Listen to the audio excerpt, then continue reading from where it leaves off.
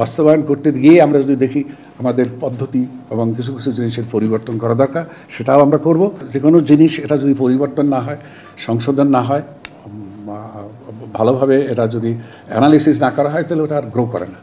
আমাদের উদ্দেশ্য থাকবে ওনাদের যে স্বপ্ন, সেই স্বপ্ন আমরা বাস্তবায়ন করব, এবং বাস্তবায়ন করতে গিয়ে আমরা যদি দেখি আমাদের পদ্ধতি এবং কিছু কিছু জিনিসের পরিবর্তন করা দরকার, সেটাও আমরা করব।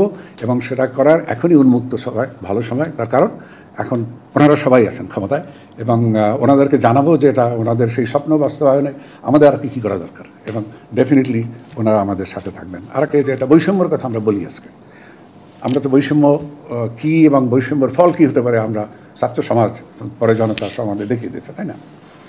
সবচেয়ে বড় জিনিস হলো বৈষম্য তো সমাজে অনেক থাকে, এবং সুযোগের বৈষম্য এবং হলো আপনার এই অর্থনৈতিক বৈষম্য। এই দুইটা অ্যাড্রেস করতে গেলে পারলে কিন্তু অনেক বৈষম্য এর সাথে অটোমেটিক এসে যাবে, সলভ হয়ে যাবে। তাইলে দেশের জন্য ভবিষ্যৎ আরও ভালো হবে, আমরা এই আশা করি। আমরা সবাই আশীর্বাদ চাই, সবাই কোঅপারেশন চাই, এবং সবার সাথে একসাথে মিশে এটাকে আরও উন্নত পর্যায়ে নিয়ে যেতে চাই। Thank you.